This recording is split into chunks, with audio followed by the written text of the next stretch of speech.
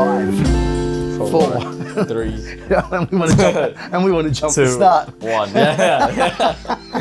Lights out. All right. All right. Hey, welcome everyone. Something a bit different today. I've got to catch up with Yevan David, who, for anyone who has never heard of Yevan before, I'll fill you in on his background. Yevan is racing in FIA Formula 3 this year. He's racing in Melbourne at the Formula 1 event next weekend. Just happens to have flown up today just for a little bit to catch up with us. I used to, in my previous life, I suppose, with go-kart racing, pre-COVID, spent a lot of time flying in and out of Asia with Yevan racing, and we're going to just have a bit of a chat about that, a bit of a catch-up. We haven't seen each other in 7 years. Is it? It's 7 years. Yeah. Yevan was like this big, this big last time I saw him, and so welcome, yes, Yevan David. Yeah, it's good to see you. Yeah. So I mean, a bit of a background, I guess. We've known each other since 2016, yes, right? Yeah. And we started working together in 2017, won the championship, yes, and then raced in Australia, raced across Asia. I don't know how many countries we've been to, but quite a few. Yeah, quite a few. Definitely. Le Mans as well. Yeah, we went to Le Mans for the grand finals. Weekend? Yeah. That was a crazy weekend. And then, the last time we saw each other was 2019 in Melbourne, and that was the last time I was in Australia, and now we're back. You haven't been? I have not been to Australia you since. went to New Zealand. I did go to New Zealand, and now back racing in Melbourne, but in F3. Yeah. Yeah. So part of the reason I wanted to have a catch up with Yevan today is so if anyone who doesn't know, I've got like more than 40 years background with go-kart racing, from having a shop in down the Gold Coast, go-kart racing shop with my dad back in the 90s. Fun fact, here at All Properties Group, the owner, Chris Gilmore, he actually raced go-karts with me like when he was a 10-year-old back in the day. So there's an awful lot of what I've done that go-kart racing is interwoven in amongst that. But with the amount of interest in Drive to Survive and all of that stuff that's massive at the moment, constantly talking to people who are maybe new to watching Formula One and that side of things. And so part of the reason I guess I wanted to do this, constantly talking to people who talk about the idea of, that idea of getting to Formula One. Yes. That's absolutely what Yevan is trying to do, is aspiring to get to Formula One, and he's only a couple of steps away from that now. Yep.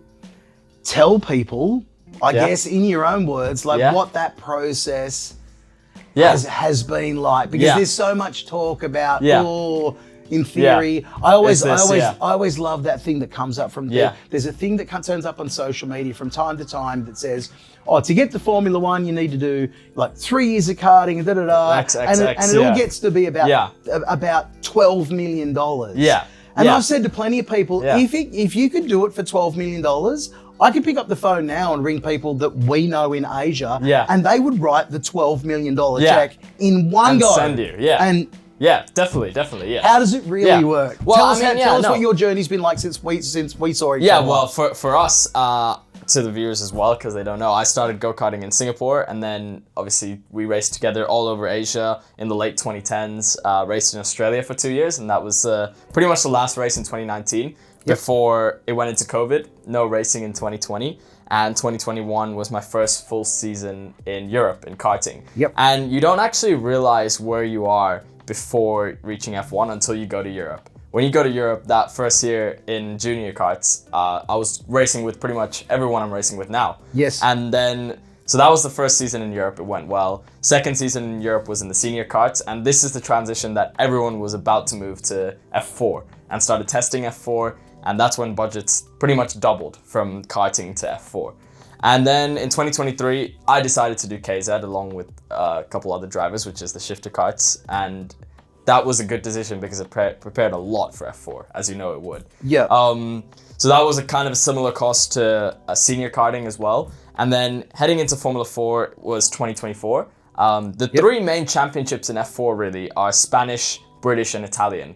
At least before you go to Formula Regional or Euro Formula, which is what I did, which is the next stage. Yep. And that's basically, I'd say European F3 or British F3. You have Euro Cup 3, which is basically Spanish F3, but it's just different names. And then you go to F3, and then you go to F2. And the budgets now, if we talk about that, it's increasing every year. I mean, if you look at F4, people are paying between 700 to 1 million euro. Yep. And then people are doing testing that will cost more than that, that'll add to it. And then you have Formula Regional and Euro Formula, which is around 1 to 1.4 million as well, so a bit more. And then the big jump is from there to F3. Yep. In F3, people are now paying between 1.5 and 2.5 million euros. And that's just the fee for the season. No accommodation, no private testing. And private testing costs a lot nowadays in F3 and F2.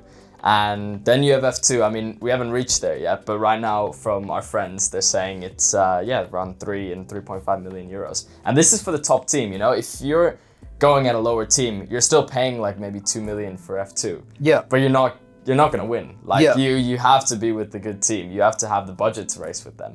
And yeah, that's basically the ladder. So I guess it kind of adds up to 12 million euros because that is just the fee for the teams. That is not even accommodation, hotels, private testing. Well, that's it. Yeah. I mean, to put that into context, when Yevan and I were racing together, so you were what, 9? Yeah. 9. Well, the okay. last year I was 11. Yeah. Yeah. Okay. But so like in 2017, 9? Yeah, I was 9. Yeah. Okay. Yeah. So at that stage, so Yevan like had all the cost of, and his dad like took over owning the race team. Yes. in Singapore. So there was that whole side of things. Yeah. But on top of that, for all of the races, Yevan's dad would fly me like from Australia to Asia into accommodation, Yep. you know, all of the associated costs, and that would be I would fly in a day before the race to do preparation. Yeah. You know, the 2 to 3 days of the race, always then a day afterwards to do, you know, like the clean up and the re-prep and everything. So it would normally be about a 4 to 5 day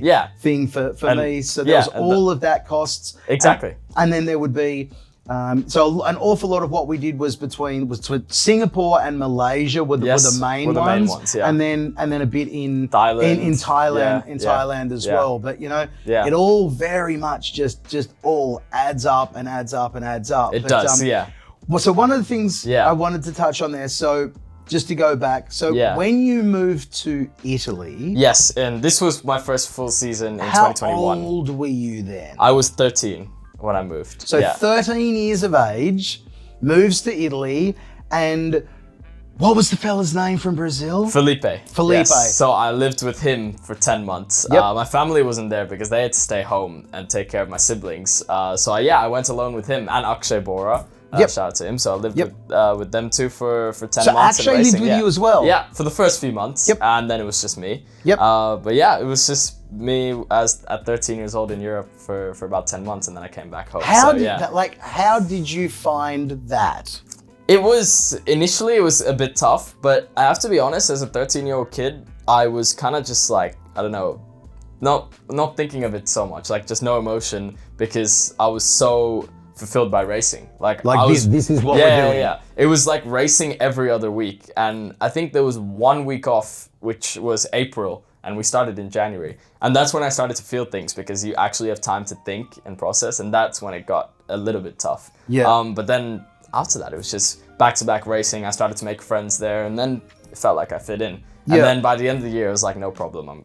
We already know we're coming back next year. Yeah, I mean, and it's funny, you know, again, you've talked with people over the years, and everyone talks about, you know, this idea of going and making it in racing, and sure, there's the driving ability, like of course, but then there's things like that, you know, along the way, and you know, you hear stories of, you know, these Aussie kids, you know, like Piastri went to Europe as well, like so many of these the kids that actually make it. And so as a young kid, you know, you've got to have the internal fortitude to be able to do that, let alone actually be able to drive the thing fast. You've just got to be able to like endure that. Agreed. I'd say driving is 50% of it. Even now, I'd say it's even decreasing now, maybe about 30%, just because you have the mental focus to be able to do the traveling the whole time. As you say, living alone as a kid as well. And then also being able to focus on other external things like school and stuff, but we'll get to that. And then also just the training, the preparation, the sim, the gym, everything. It's all that.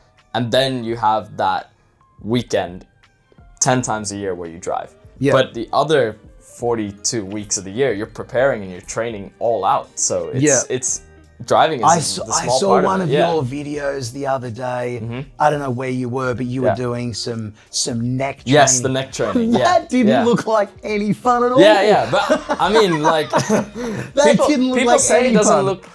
People say it doesn't look fun, but it's all right. It's not bad. It's like training your arms or your legs. It's just like a normal muscle. Yeah, it just looks different. It looks difficult, but it's okay. Have you not tried it? No. No? Why would I need to? Yeah, well, for karting maybe. Yeah. No, when I raced, it was just get in and drive it. Go and drive, yeah. Like Old that's school. There was no fitness for sure. Or any of that stuff. Just get in. Maybe you should try it later. It's not too bad. Yeah. No, I've got a go-kart. So you'll see later on. I've got a go-kart sitting in the shed at home that Josh and Sharice got for me 2 years ago. Yeah. Like a retro one. I haven't touched it. Haven't touched it. Yeah. No, right. I've still got to get a bunch more parts and everything. Yeah, but fair enough. Yeah. No, I don't think that my body would get in and have a go. Now, like so many of the people that I race with, you hear that they go and jump in and go and overdrive somewhere, and it just punishes your body when I can imagine when you're old. Yeah, I don't know what it's like, but I guess we'll see in like 30 years. So so how old? So you're how old now? I'm 18 now. 18 now. So I only started when I was 14. Like I was 14. 14, when I had my first drive. Yeah. So very different. Because obviously I started at 6, so it was a lot earlier. Yeah. But I think that's how everything is tending towards nowadays. Like all drivers are starting at 6, 5 years old, even. Yeah, but you only start racing at like 8 years old. But All right, so let's let's talk about like that early stage though. Like, what did you think was my driving style or like strengths and weaknesses through those years in karting and stuff? Like that's the interesting stuff. Okay. So you were pretty calm. Yeah. Like never got too up, too down. Yeah. Like that's and you seemed very early on to, I guess, have an understanding or a belief that it's okay. It's a long game. Yeah. There's going to be some setbacks and things along the way. Yeah. Let's let it all play out and not panic too much. Yeah. Like certainly there was times that I can think of when I would be, ripping another axle out and putting another one back in, and you were just it's okay. Let's drive it. He knows what he's doing. It's going to be okay, and it'll either go faster or we'll learn, and that'll get us a step closer. Yeah. You seem to understand pretty quickly that it was a okay. process. Yeah, like Le Mans. Le Mans was the perfect weekend to explain. Why don't you explain to the viewers what happened at Le Mans? So in 2017 we did 2 main championships. We did the X30 series in Asia, in Asia, which we won. Yes. Which there was the prize for winning that was a ticket to the X30 World Finals in Le Mans. Yep. And there was also then we did the Rock Cup. Yes. That was an Asia thing as well. That was combined, wasn't it? It was Rock Asia. And that was we finished third. And we finished second in that. Second, okay. Yeah. Second in that. And you know better than me. and the prize for that was a ticket to the world final in Italy, but the two of them were on the same weekend. Yeah. So ultimately, for whatever reason, the decision was made to go to the one in Le Mans. I think that was because I did the Rock the year before, the other one. So it was like, all right, let's do Le Mans this year. In my mind, I also want to say that there was like anyone could go turn up at the Rock. That's also true. You had to have the invite to go. Yeah. So to us, it felt like there was more special. There was more of a prestige Definitely, because thing. everyone at the X30 World Finals in Le Mans was a champion. Yes. So whereas at Rock, there were champions, but it's also a big field of yeah. So as part of that process, we got to go to the World Finals in Le Mans. We ultimately that year the engine, and even that there was some ups and downs, wasn't there? We got the engines from a team out of England. Yes. And we ultimately made the decision to go to the World Finals through them. Yep, with PSR Racing. Yeah. I wasn't going to mention who it was. But, okay. But only because let's call it what it is. It was a screw up.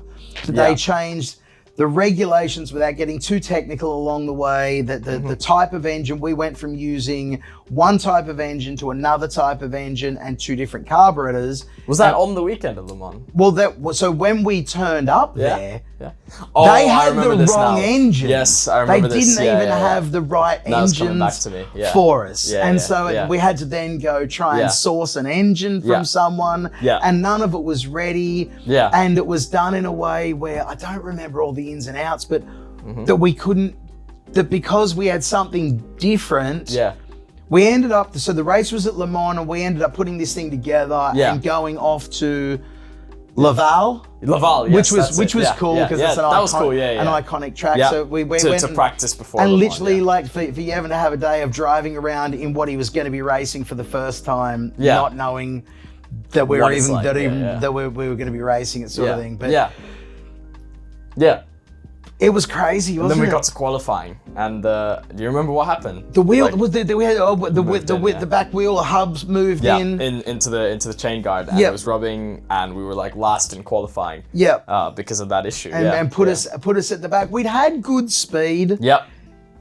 They were like top 10 pace. Not in, but I mean, we had good speed in spots. Yeah. I don't know whether we could really ever say that we really got the whole thing put together, but there was parts of it that were very encouraging. Yes, definitely. Very, very, very encouraging. And then by the end of the weekend, I remember we finished 16th from last in qualifying. I think it was 50 drivers. So I think it was a good comeback. Got in there. It was a good experience. Yeah.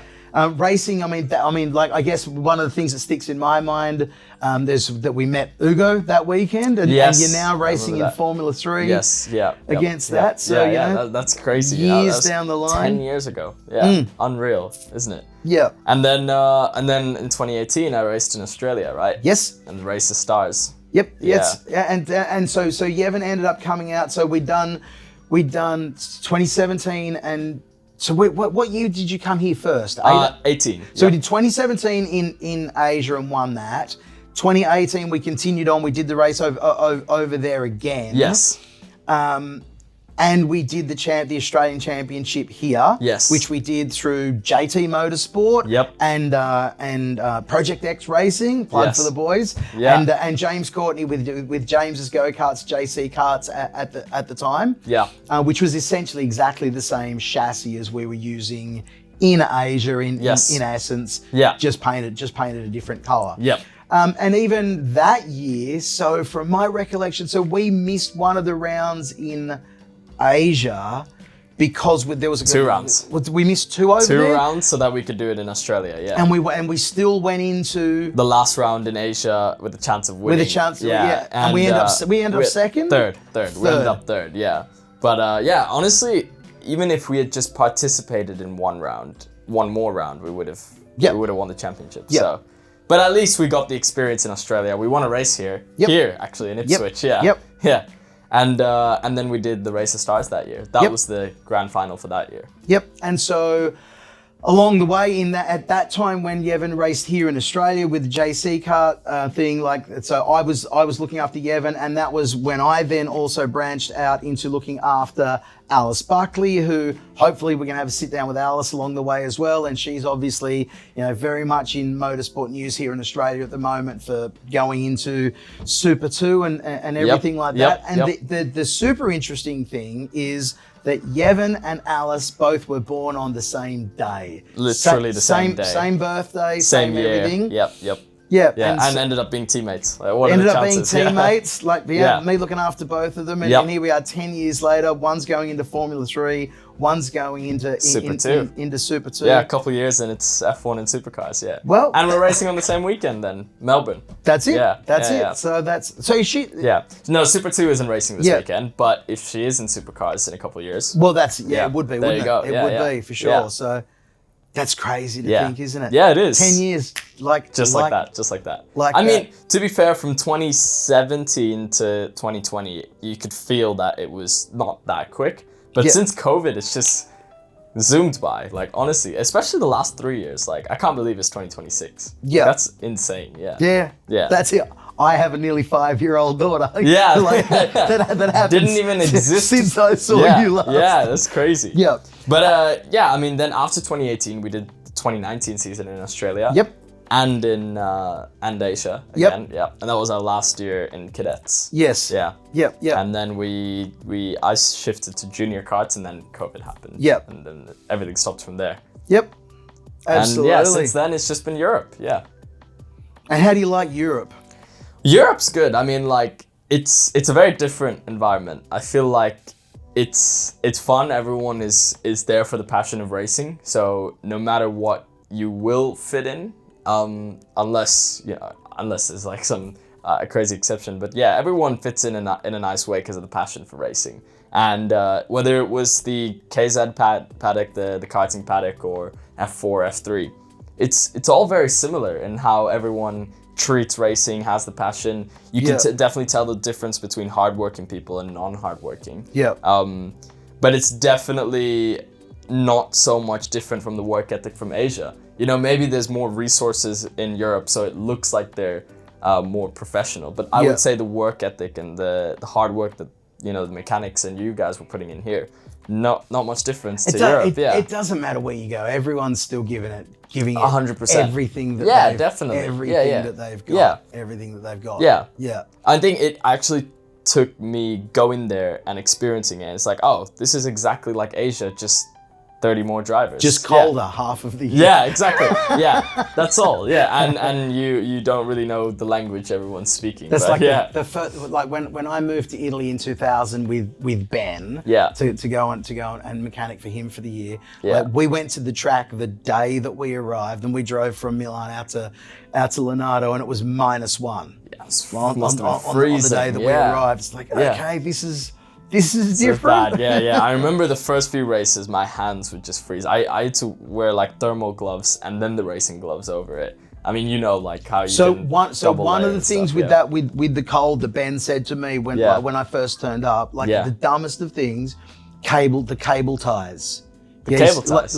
He said, like, don't cut the cable ties with cutters. Yeah. Like use a knife and cut them off flush. Yeah. Across like the body of the cable tie, because even just the smallest bits that are sticking out when it's that cold with your hands, they just slice your hands open. Oh yeah. And so like the ends of the cable ties would just, and he says, so like, trust me on this, like change to doing it this way. Yeah, definitely. Otherwise you'll just mutilate your hands. Yeah. It would be quite bad.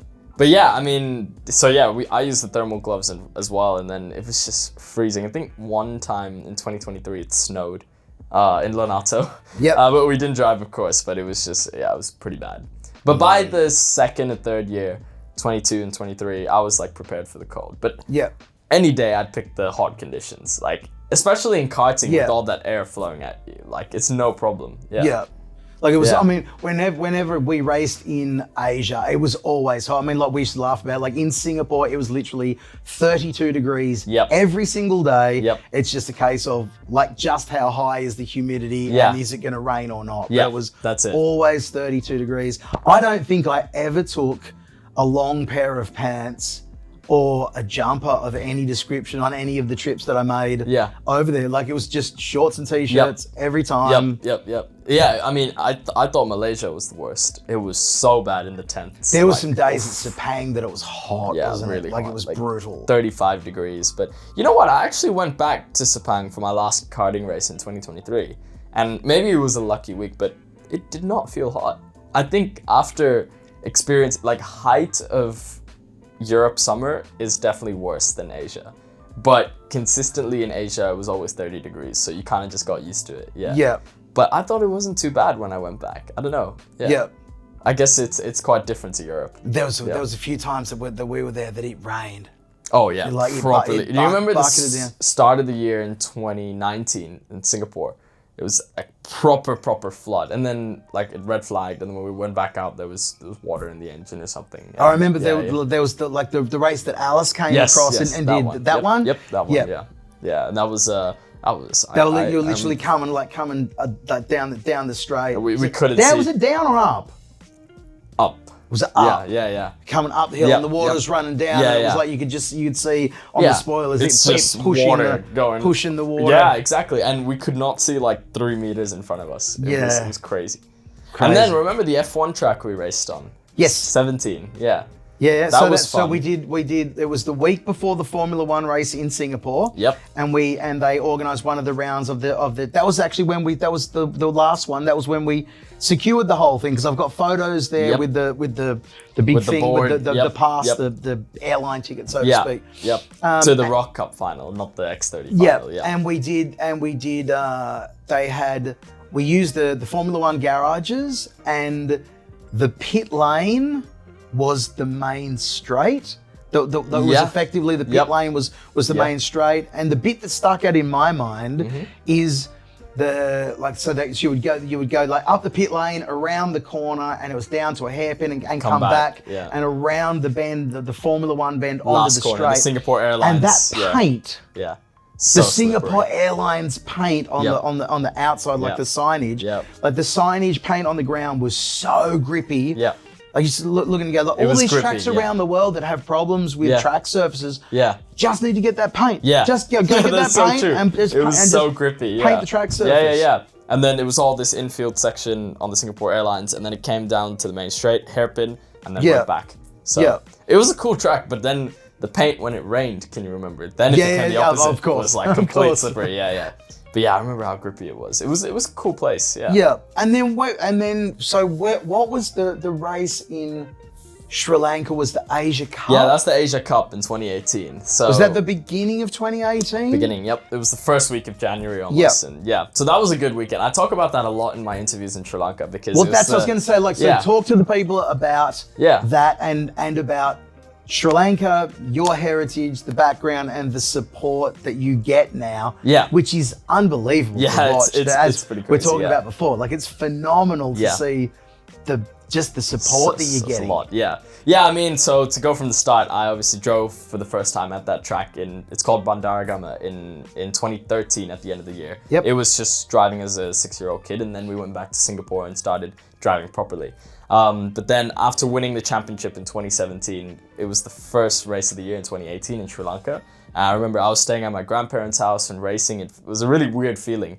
And we ended up winning the race and it was a good one, a really good race. By a long way. We had a good weekend. And then that kind of set the tone for the year as well. I thought 2018 was very productive. But anyway, since that day, I feel like I was kind of indulged in Sri Lankan motorsport. And then in 2021, people started to see what I was doing when I won a heat in Belgium in the Europeans. And then over the last couple of years in Formula 4 and especially in Euro Formula, I've grown so much in Sri Lanka because they can actually see that there's a hope for F1 and they've never had a Sri Lankan F1 driver, and also everyone's getting into F1 because of Drive to Survive as well. It's so Yevan races under a Sri Lankan license, even though he wasn't.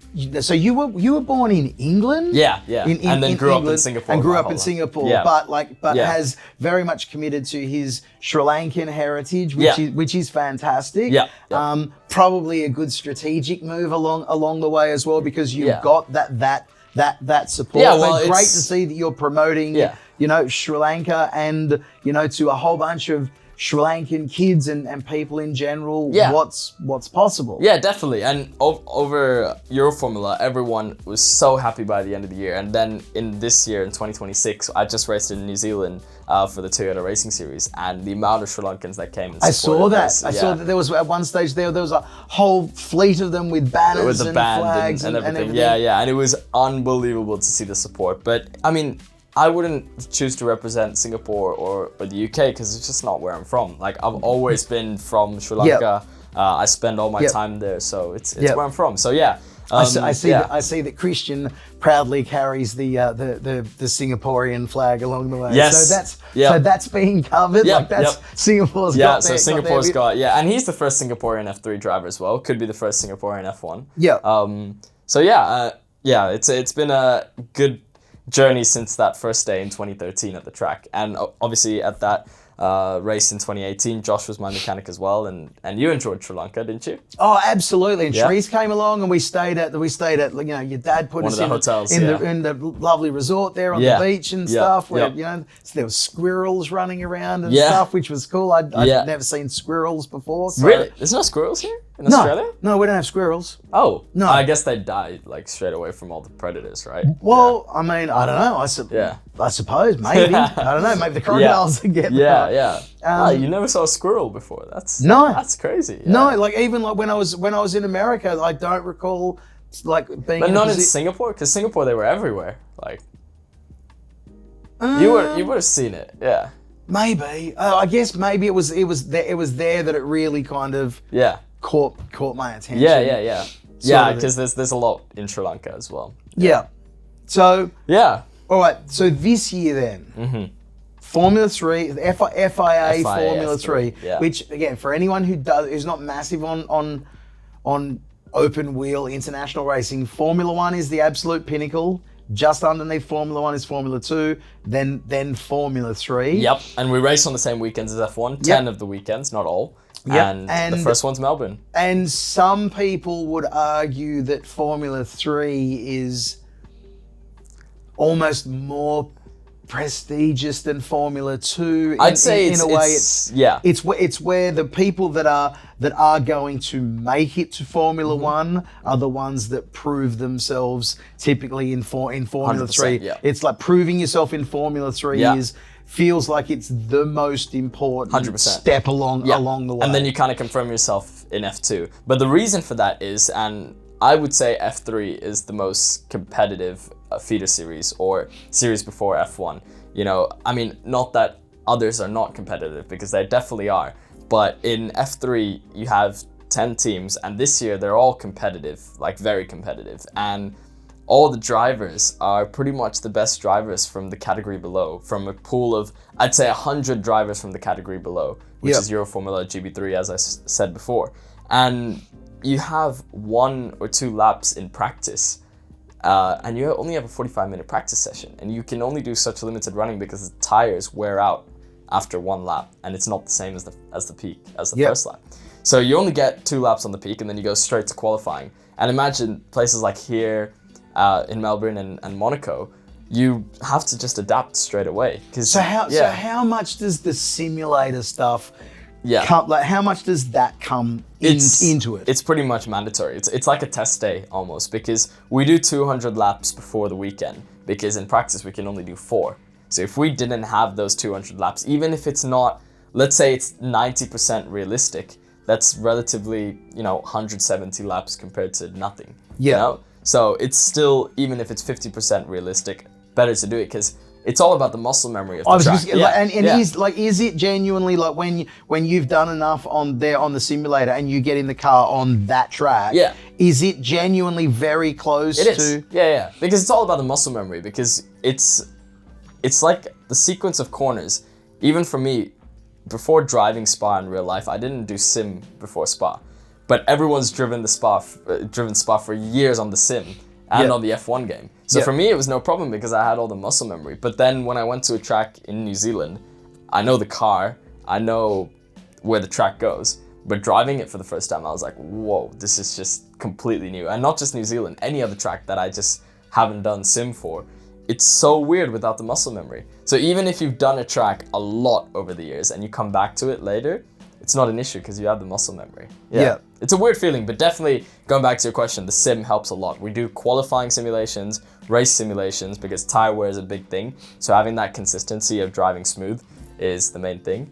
And then So how advanced are the simulators that you're in? Are they like, do they actually get to simulate tire degradation and that stuff? Yeah, so we have a new sim. We're working with Vertex Simulation, which is a Belgian company. It's based in Spa. I was going to say that's where I saw you at the when it was snowing in the and snow stuff. there the other day. Yeah, exactly. So we were in that box there, and so they're new to us. So we've just done 6 days with them in the preseason. We've never worked with them before. So meaning the model of the F3 car is not fully there yet. So we've basically tried to get the balance and the feeling right before we start to worry about how we can calculate the tire degradation. Yep. But yes, there are sims that can simulate tire degradation and stuff. And obviously it's not 100% realistic, but it'll still give you a feeling of how to manage tires in a way. Yeah, okay.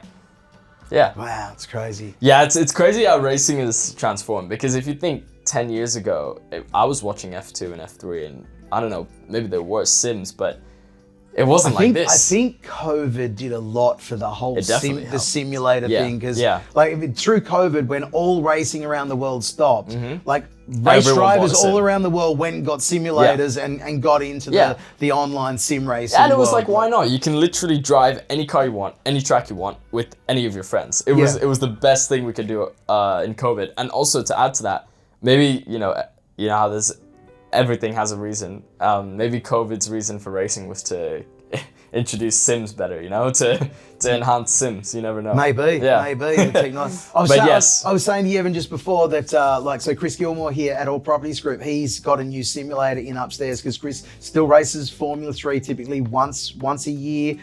His brother has a race team. He did it for a long time with his dad, and Chris still has his car and does typically one race a year out at Willowbank. But Chris has got a new simulator upstairs that I was saying, and I jumped in it the other day for the first time. I've not really driven simulators, and I did 3 laps, and it made me feel sick. Like there's something to do with, I don't know what it is. The motion and everything. And it made me feel properly like horrible. Like I had to get out and like, I don't want to be sick in like I was almost at that level of this is gonna actually make me sick. Yeah. So I think you get used to it. I mentioned it to Chris, and he said, you should try with a helmet on. Oof. Yeah, I think you get used to it though, because even I think when I drove a motion sim for the first time, it's like, oh, this feels weird. But then once you get used to driving cars and stuff, it's pretty similar, and you get used to it. Yeah. I think I liken it a little bit to back when I raced, and you start off in something slow, and you get it, and it's incremental steps along the way. Yeah. That your body and your mind and everything gets used to. Yeah. So it's not like you go from nothing to jumping into this thing. Yeah. But for me, I mean, I haven't driven a real go-kart even I remember the last time I drove, which was in Michigan, when I went over there with MRP Motorsport in like 2002. That's the last time you drove? That I drove a real go-kart. I've had a half a go in a couple of, What about rental cars? No, I don't drive rental cars. Yeah. Wow, no, because they're horrible. Yeah. Like they're just horrible. And it's just, you go like, nah. Yeah. And like we every now and then, like here at work, we have a go-kart day sort of thing, and we go out to do it, and I always say no, and people go, When you've driven the real thing to get in one of those, it just doesn't do anything for me. But for now, like after being so long out of it, sure, I'd like to think that I could get back in and go and drive fast. I'm sure I couldn't. And nearly 55 years of age, like the forces on your body and everything, when you're that far out of it is brutal. I mean, I remember like when we had the go-kart shop in the mid 90s, like there's the big Ironman competition, like the surf rescue swimming events and everything like that they have. There was a guy Guy Andrews was his name, and he won like the Ironman championship 2 years in a row. Yeah. And literally the year before he won that, when he was still unknown, he came and bought a go-kart. It was at the same time as when Barry Sheen, MotoGP. Bike racing, Barry was still around with us. Yeah. And Guy came and bought a go-kart, and I took him out to the track for the first few days, right? And he was like crazy fit. Yeah. And I mean, at that stage, I could go out to the track on a Saturday afternoon. I would regularly go out to the track, get in my car, put my helmet on, go and drive it, and get out, then get into a customer's thing. And I could do 3 or 4 hours without taking my helmet off, just getting out of one customer cart and just go round and round. Going, yeah. Guy got in and did like 10 laps, and he was smashed. Really? But because it's just a completely different set of muscles. It is. And I said to him, like, I can do hours. He said, put me on your surf ski. I'm not going to last 3 minutes. Yeah. 100%. Because it's just a different It is different. set of muscles. It's It's a different fitness. Yeah, So that makes sense. Yeah. that's my reasoning. That's why I can't do it. And Yeah. No, that's fair enough, because even if you can be as fit as possible, but when you drive something else or do another sport, it's different. It's completely different. So what's your, like, give us an insight into what your fitness training is Yeah, I these was about to say about that. So, I mean, if I have a free week, which is kind of rare nowadays with the sim and the test days, but I usually do gym Monday, Tuesday, and then Thursday, Friday. Yep. And 2 of the gym sessions are upper body, 2 of the gym sessions are lower body. Yep. And at the end of each gym session, it's either training neck or core. So 2 and 2. And the gym sessions are only an hour. I usually do stretching in the afternoon as well, because I need my muscles to be quite elastic and recover well. Yep. And then usually on the Saturday of the weekend, or even the Wednesday when I have my rest day, I do like a recovery run or a push run to work on my aerobic state. Yep. And then Sunday is always a rest day from everything, from school. So from all the gym sessions now, I assume that it's not excessively heavy, because the last thing that you want to do is bulk too much. Like in simple terms, is it like more reps, a little bit less weight, and it's more the resistance? It is more than the absolute strength sort of thing. It is, but actually it's a mix of both, because I still do like 3 rep bench press, like one go, and honestly I'm quite happy, because like I think a lot of guys my age nowadays are just going gym and becoming gym rats and stuff, but so I really enjoy the gym. But yeah, we do resistance, and we also do just one go, quite short. So how much can a Formula 3 driver bench press? Oh, it's not as impressive as others, but I'd say it's more than my body weight, so it's 62.5 for now. Yep. But yeah. What's your body weight? 60. Yeah. You weigh 60. But kilos. you remember, I'm really light, like we're max ballast in the car. Yeah. So I need to put on muscle. We did always used to have a lot of lead. Yeah. Do you remember when we went into juniors? Yeah. Yeah. Had almost couldn't get enough on 25 kilos. Yeah. So in New Zealand as well, we had 27 kilos of ballast. 27. Yeah. And in KZ, when I entered, it was like 25 kilos, I think. Yeah. Always been light, and I'm eating loads. Like I eat 4 meals a day. It's just spreading a lot. Yeah. 60 kilos is light for your height though. Like back in the old days, like back when I first raced. Yeah. You know, like somewhere in the 60 to 65 kilos was what the best, like it was called international light at that stage. You know, the equivalent of your Formula A type thing. Yeah. But like the total weight was 125 kilos. Yeah. Okay. Wow. Sort of thing. Wow. Yeah. But, you know, but that was light. Yeah. But that was before side pods or nose cones or any of that stuff. That was just with straight metal sidebars, sort of things, very open and exposed.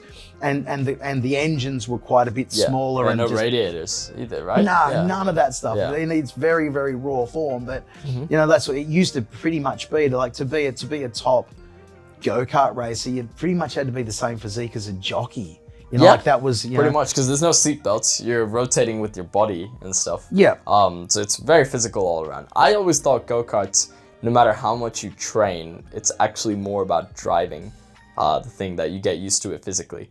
But in cars, it's different. It's specific muscle groups. It's shoulders, it's biceps, it's specifically legs because the brake pedal's hard. But in karting, I don't know, you could get away with not going to the gym and when I was in Europe in 2000, so we worked out at the end of the year, we calculated that we went to Palma to test. It averaged 1.5 days a week. So Ben was in the go-kart 1.5 days a week. Jeez. That was enough. Yeah. And that was like those guys, and just certainly comparing against like the Super A guys at that stage. I mean, Ben was obviously like good friends with Beggio. Yeah. Beggio used to laugh at the idea of going to the gym. It's ridiculous. I'm just gonna go and drive the go-kart round. That's enough. Yeah. If you're driving it around enough. Yeah. You know, so I guess that becomes the thing, and as you get further up the line, it's not like you can go, I'm just going to go jump into my Formula 3 car and have a burn around for a few hours. You can't do that. Doesn't happen. So. So you progressively get stronger as you go up the categories. So for now, like, I'm pretty fit for F3, but we're training for F2 because that's going to be in a couple of years, and that's going to be more physical. And then same when we're in F2, we're going to be training for F1. So yeah, that's basically how you kind of do the gym routines. And then obviously when I'm at home, I'm driving on my home sim a lot because I enjoy it.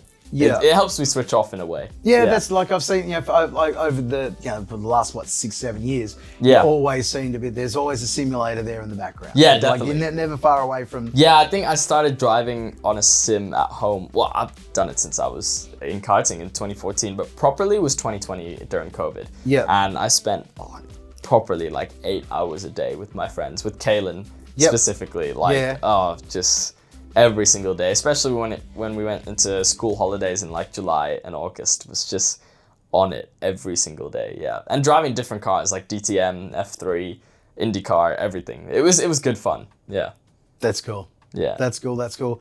So this year, Formula 3. What does success look like? What does it look like for you? For you this year, we get to the end of this year. For you to go, I'm happy with that. What's that look like? I just want to basically give it my 100%. I'm not looking for results so much. Obviously, I want to win the championship, or even if I finish top 5, I'd be realistically happy with that. But I'm aiming to win, obviously, always. And I would say just giving it 100%. Like, sometimes the car's not going to be there. Sometimes you're going to be unlucky. Sometimes the car will be there, but you'll make a mistake. But as long as my intentions are giving it 100% off track and on track, I do everything right, no matter where I end up at the year, as long as I've done 100%. So as long as you can walk away genuinely being able to go, I've left it all on the table. I've give it everything. Exactly, definitely. That's my that's the way I look at it every year. It's especially since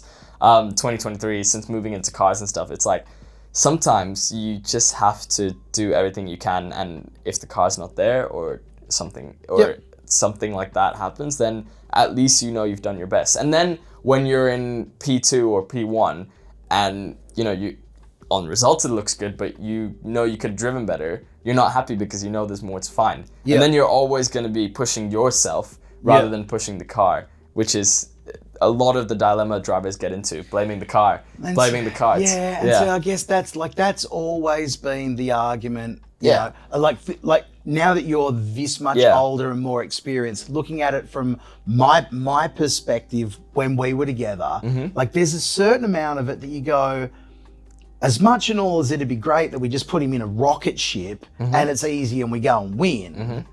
That's not actually going to be any good for them. Yeah, it's not going to make you learn. Over the long term. Exactly. Like there has to be some hardship. There's got to be some downs and stuff to be able to go, okay, we've learned how to pick ourselves back up again, stay positive and keep moving forwards. Because strap you into a rocket all the time, you just become a...